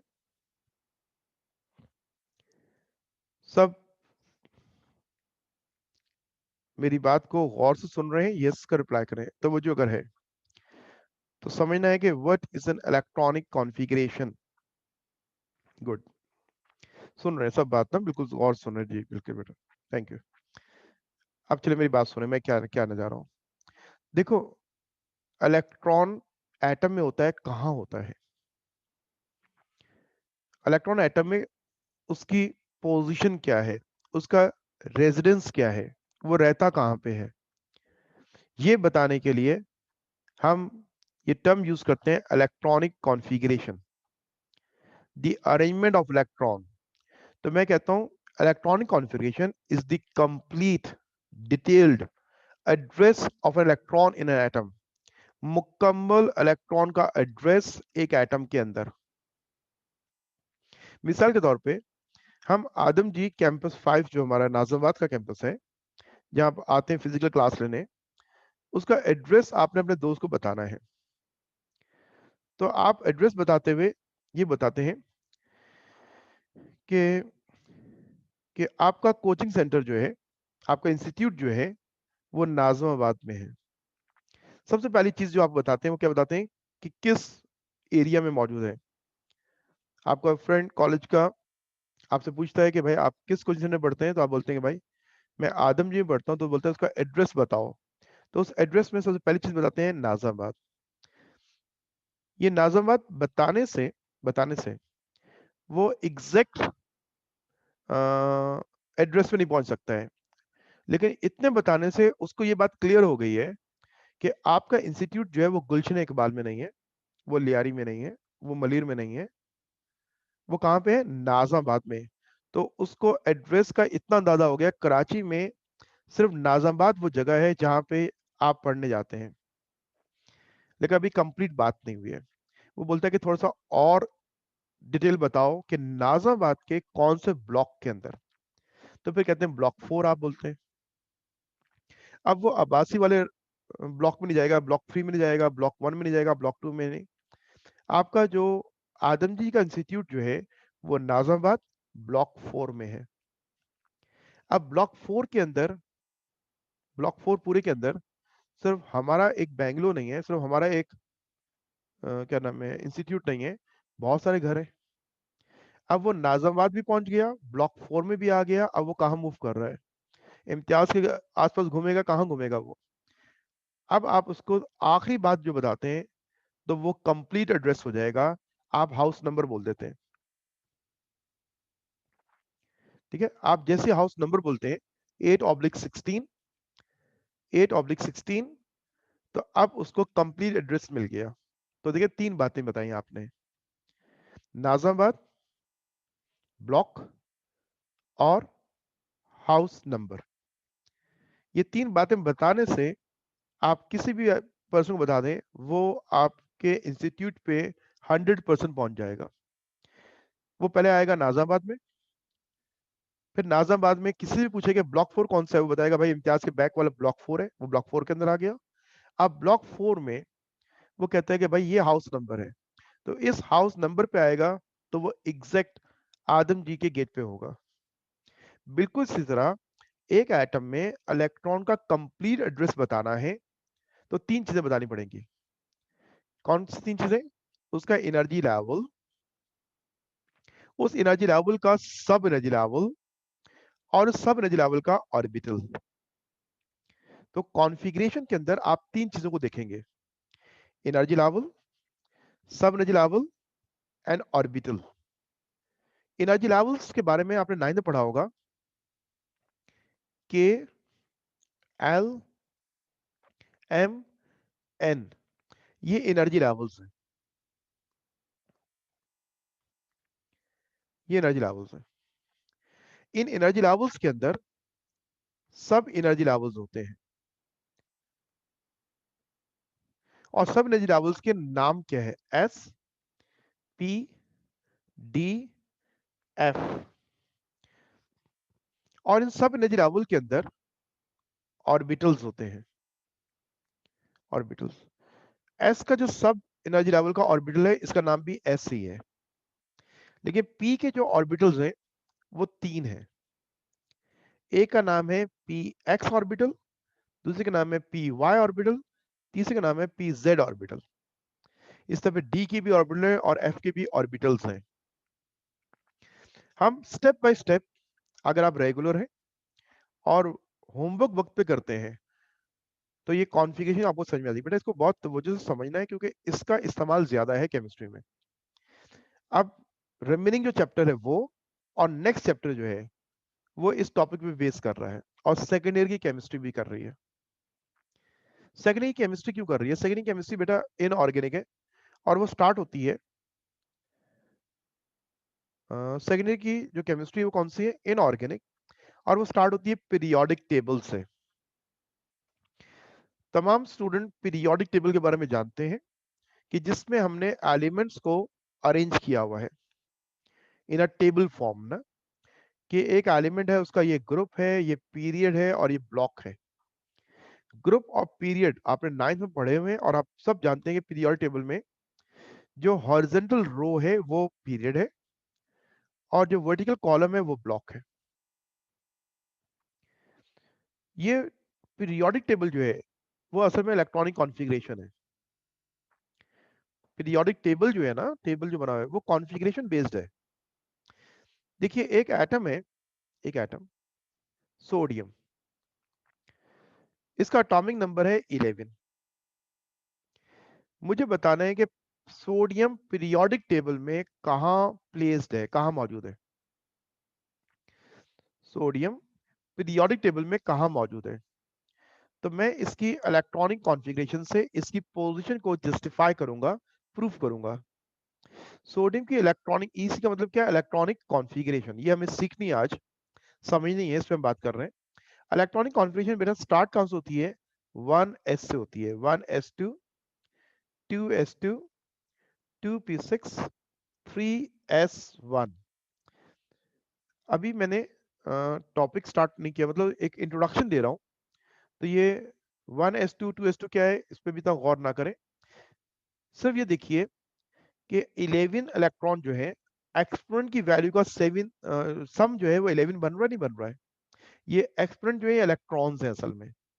1s2, ये ऊपर 2 जो पावर है ना इलेक्ट्रॉन है, 2 इलेक्ट्रॉन यहाँ पे है, नेक्स्ट 2 इलेक्ट्रॉन इसमें है, 6 इलेक्ट्रॉन पी में है और फिर 1 इलेक्ट्रॉन एस में है। तो कितने हो गए? 11 हो गए। इस कॉन्फ़िगरेशन का ये हिस्सा जो है इसको कहते हैं कोर इलेक्ट्रॉन। ये बात हम सेकेंड ईयर में जाके करेंगे, अभी नहीं करनी हमें इसको। ये लिखना आपको आना चाहिए फर्स्ट ईयर में।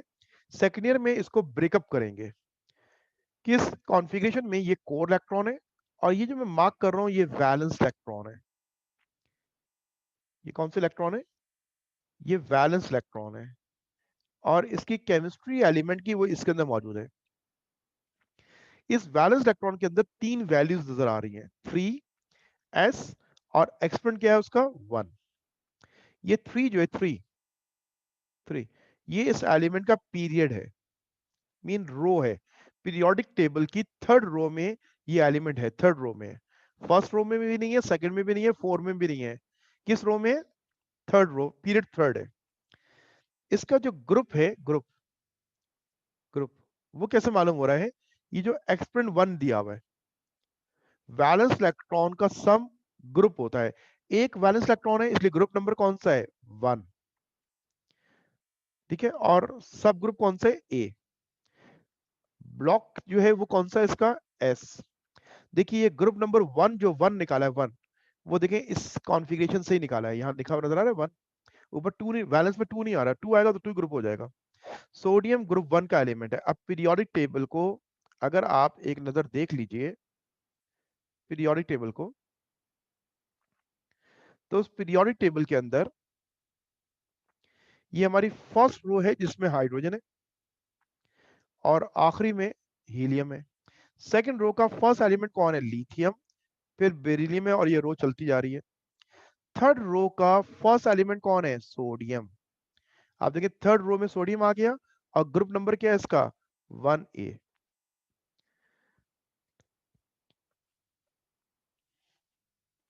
हाँ बेटा ये क्यों नहीं लिखा ना, ये समझाऊंगा मैं भी। अभी हमने ये नहीं समझा, हमने कॉन्फ्लिक्ट जब कर लेंगे ना तो खुद समझ में आ जाएगा। 3s2 क्यों नहीं लिखा, 3s1 क्यों लिखा। मैंने कहा कि कॉन्फ़िगरेशन अगर हमें लिखनी आ जाएगी जब हम पढ़ लेंगे फर्स्ट ईयर में, तो सेकंड ईयर में जाकर इस कॉन्फ़िगरेशन को वहां इस्तेमाल करेंगे।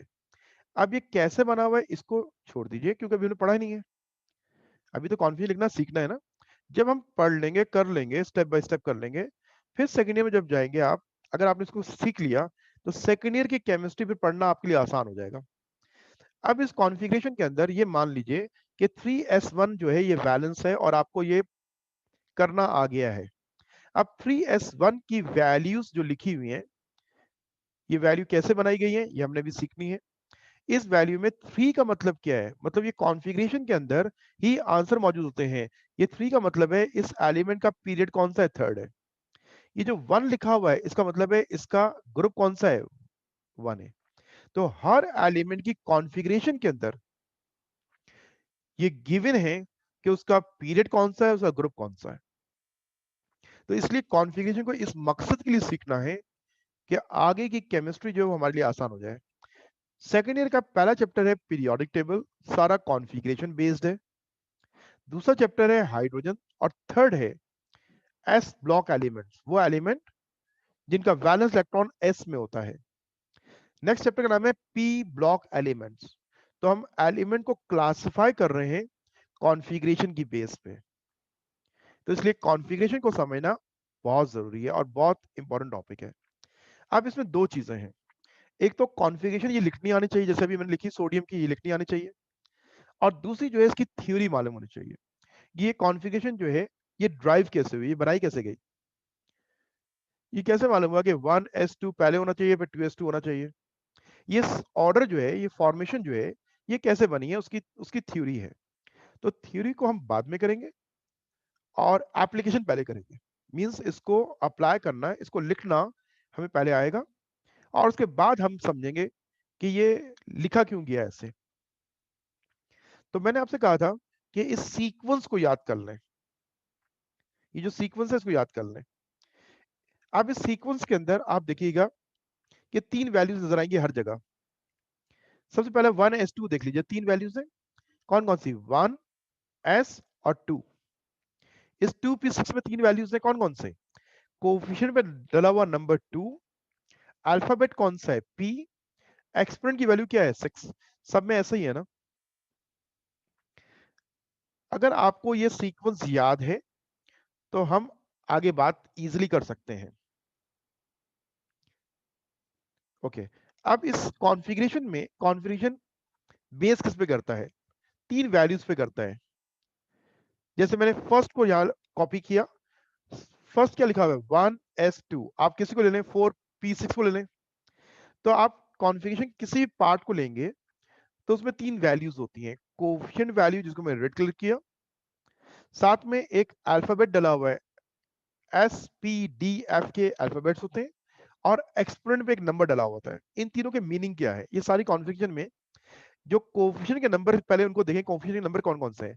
1 कोएफ़िशिएंट है, 2 है, यहाँ 2 है, 3, 3, 4, 3, 4। ये जो कोएफ़िशिएंट के नंबर्स हैं, ये क्या बताते हैं?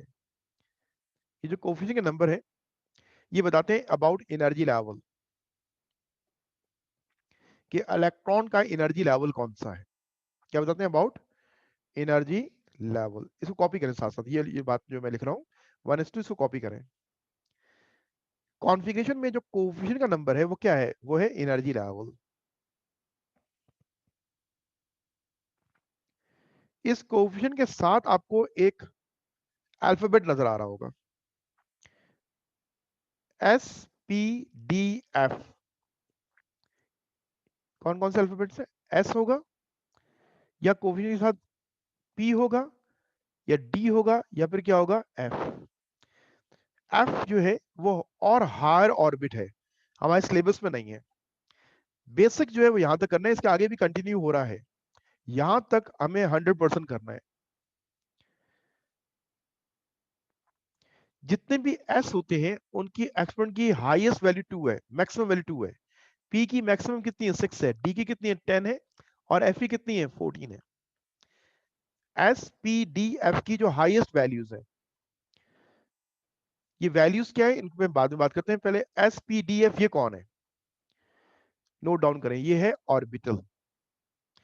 ऑर्बिटल कौन सा है? ऑर्बिटल एनर्जी लेवल के अंदर का ऑर्बिटल कौन सा है? ऑर्बिटल 4 किस्म के होते हैं। एक को एस कहते हैं, दूसरा टाइप जो है वो पी है, तीसरा डी है और चौथा एफ है। इसके अलावा कोई और ऑर्बिटल नहीं है। एस, पी, डी, एफ को कहते क्या है? ऑर्बिटल कहते हैं। और ये ऊपर जो एक्सपेंड डला हुआ है, ये कौन है? ये इलेक्ट्रॉन्स होते हैं। अगर मुझे इलेक्ट्रॉन पुट करना है तो इलेक्ट्रॉन कहाँ प्लेस किया जाता है? एक्सपोनेंट में किया जाता है। तो इस कॉन्फ़िगरेशन में जितने एक्सपोनेंट डले हुए हैं ये इलेक्ट्रॉन्स डले हुए हैं, असल में इलेक्ट्रॉन्स हैं। कॉपी कर लिया इसको, कॉपी करने के बाद रिप्लाई करो डन, तो फिर हम आगे मूव करते हैं। इस कॉन्फ़िगरेशन को हमने डिस्क्राइब किया कि ये कॉन्फ़िगरेशन के पार्ट्स क्या-क्या हैं। तो ये बात समझनी है कि कोएफिशिएंट जो है वो एनर्जी लेवल है, और alphabet S P D F जो लिखा हुआ है कौन है, ये ऑर्बिटल है, और जो एक्सपोनेंट है वो इलेक्ट्रॉन्स हैं। हमें बेटा ये सीक्वेंस याद है तो हमें पुट करना आसान होगा। ओके, अब मैं इलेक्ट्रॉनिक कॉन्फ़िगरेशन सीक्वेंस हमें याद नहीं तो वो लिख दिया मैंने, आपको याद होना चाहिए। अब हो सकता है एक वीक के बाद आपको फिजिकली आना होगा, अगर याद नहीं है तो बेटा आपके लिए अगला टॉपिक पढ़ना ज़रा डिफिकल्ट हो रहा होगा। इसको रट लीजिए।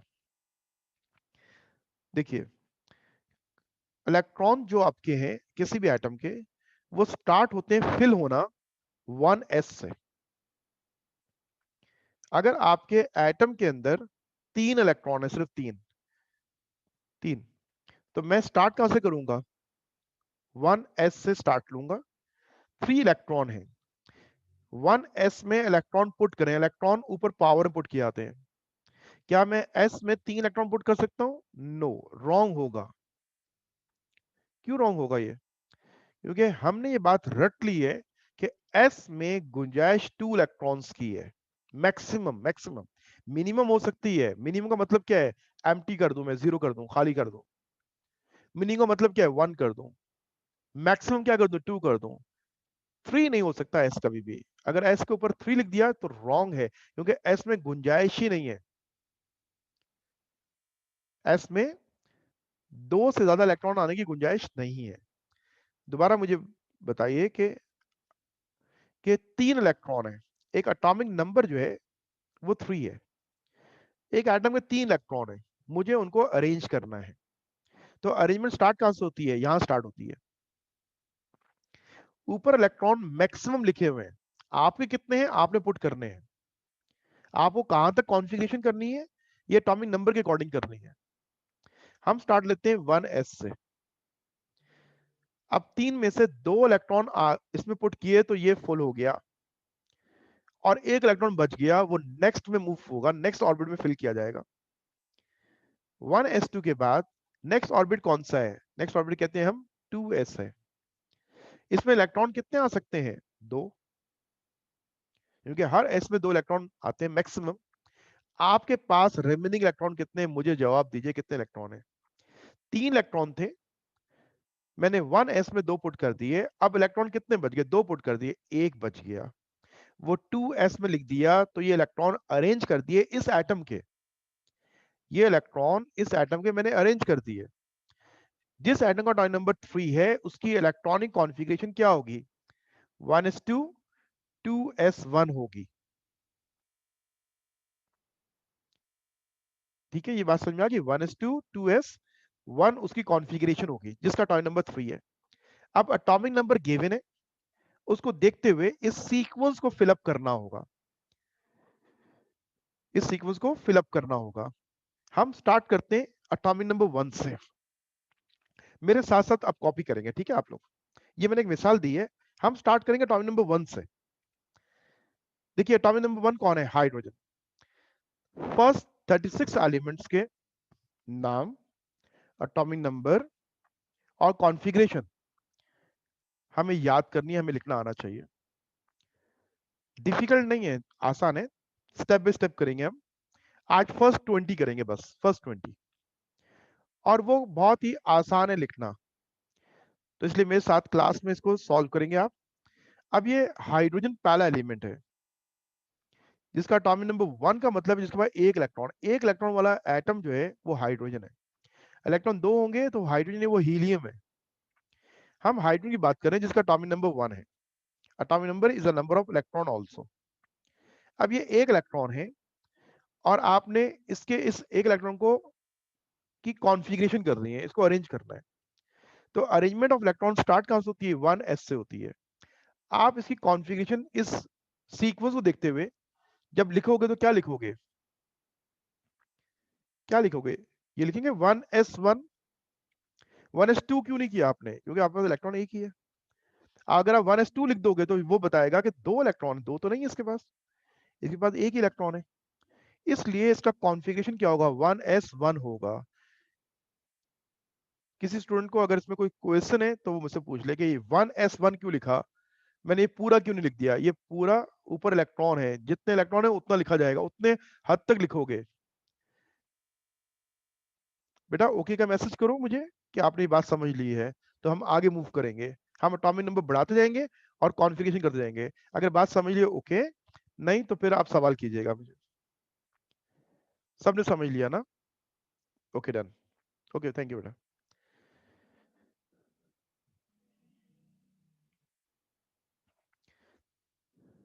एक हमारे खास स्टूडेंट है, वो अमूमन थोड़ा सा सवाल करते हैं, मैं उनका इंतजार कर रहा हूँ, उनका ओके का मैसेज नहीं आया।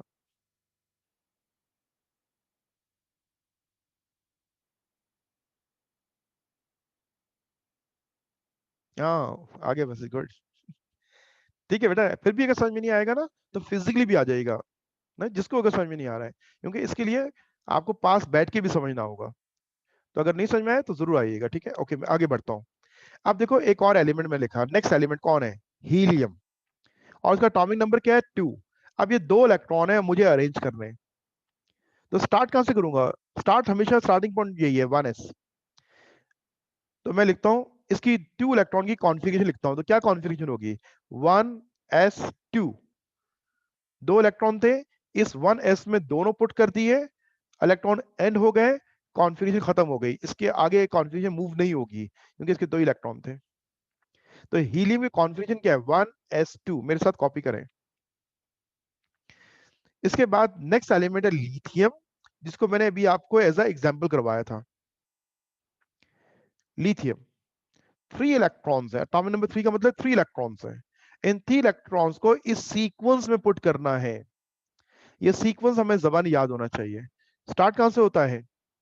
1s से। अगर वो फुल हो जाए और इलेक्ट्रॉन रिमेनिंग हो तो फिर आगे मूव करते हैं जितने भी इलेक्ट्रॉन हो, और तब तक मूव करते हैं जब तक इलेक्ट्रॉन सारे फिल ना हो जाए। यस, ये कॉन्फ़िगरेशन होगी इसकी। 3 इलेक्ट्रॉन है, पहले 1s लिखा और 2 इलेक्ट्रॉन आ गए। एक इलेक्ट्रॉन रह गया तो वो नेक्स्ट में मूव कर गया और 2s का लिखा मैंने 1। तो ये 2s2 क्यों नहीं है? क्योंकि अगर मैं 2 कर दूंगा तो फिर इलेक्ट्रॉन का सम 4 हो रहा है और हमारे एटम के इलेक्ट्रॉन कितने? 3 हैं। तो लिथियम की कॉन्फ़िगरेशन क्या है? 1s2 2s1। अब बेरिलियम को लिखता हूं Be, beryllium atomic number 4। In 4 electron को अरेंज करना है, मेरे साथ साथ कॉपी करते जाएं आप लोग, और मुझसे पहले कर लें सॉल्व, क्योंकि अगर समझ लिया आप लोगों ने और फिर चेक कर लिया करें मैं क्या समझा रहा होता हूँ। इस एलिमेंट का एटॉमिक नंबर 4 है। अब ये 4 इलेक्ट्रॉन्स आपने इस सीक्वेंस के को देखते हुए अरेंज करना है। अभी अगर याद नहीं है तो हम देख के कर रहे हैं, वरना हमें जबान याद होना चाहिए। तो ये 4 इलेक्ट्रॉन जब मैं अरेंज करूंगा तो कॉन्फ़िगरेशन क्या होगा? 1s2 2s2। अगर मैं एटॉमिक नंबर बता दूं तो आप सीक्वेंस को देखते हुए तमाम इलेक्ट्रॉन को पुट कर लेंगे,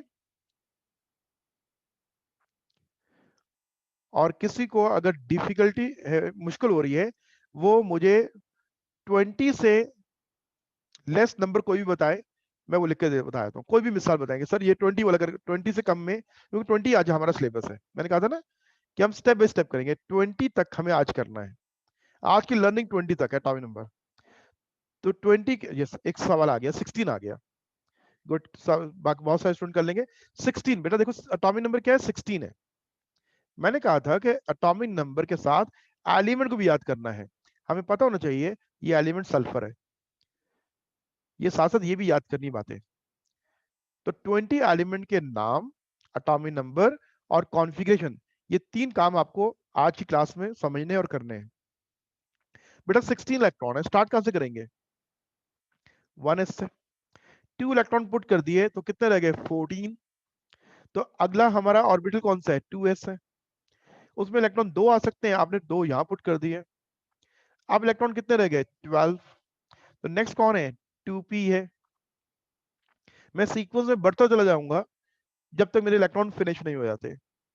इसमें इलेक्ट्रॉन 6 आ सकते हैं, मैंने 6 यहां पुट कर दिए। कितने इलेक्ट्रॉन पुट हो चुके हैं? 10 इलेक्ट्रॉन मैंने फिल कर दिए और मेरे पास इलेक्ट्रॉन 16 टोटल थे। अभी भी इलेक्ट्रॉन 6 रिमेनिंग है, तो मैं आगे मूव करूंगा। नेक्स्ट कौन है?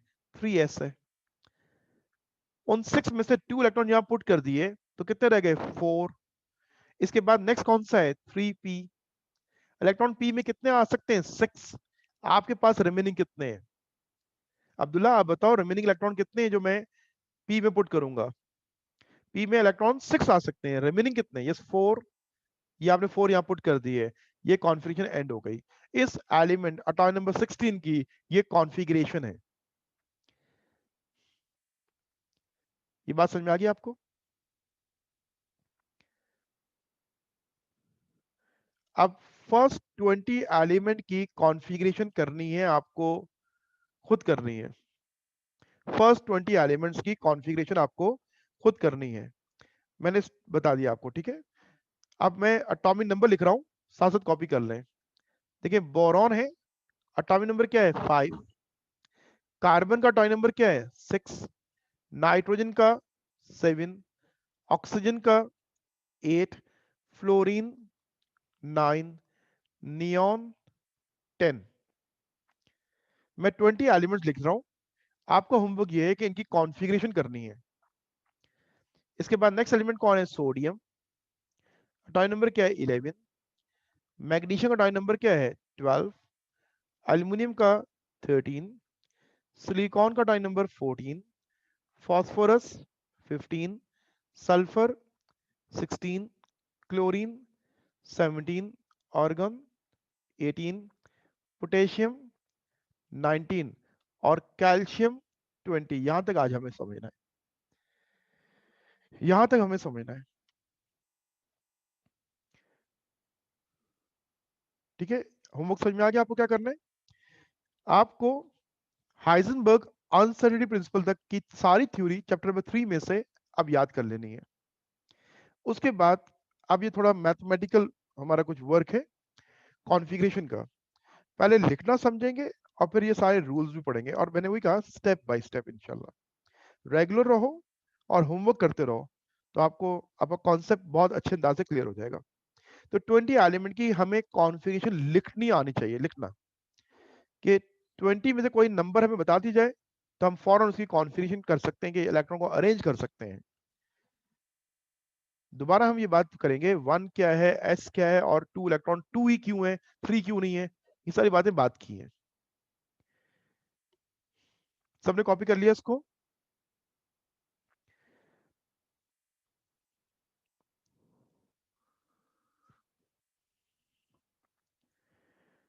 ठीक है बेटा? यस, सबने कॉपी कर लिया ना? यस। अब मुझे मुझे बताएं कि आपकी रेगुलर क्लास 2 डेज होती है, कौन कौन सी? Wednesday and Thursday. अगर बीच में बेटा कोई एक्स्ट्रा क्लास होगी ना तो मैं आपको व्हाट्सएप कर दूंगा। अगर बीच में कोई एक्स्ट्रा क्लास मैंने की तो मैं इंशाल्लाह आपको व्हाट्सएप कर दूंगा ना। मैंने ये पूरा खुद तो बनाया हुआ था, एक नज़र देख सकते हैं आप। ये सारा मैंने 20 तक मैंने खुद इसको डिज़ाइन किया हुआ था, लेकिन मैंने आपको होमवर्क दे दिया है कि आपने इसको करना है, ठीक है। थैंक यू बेटा। ओके, लर्निंग वक्त पे कीजिएगा तो वो बेनिफिशियल होती है, पेंडिंग में करोगे तो वो बहुत डिफिकल्ट हो जाती है। ओके ठीक है, अल्लाह हाफिज़।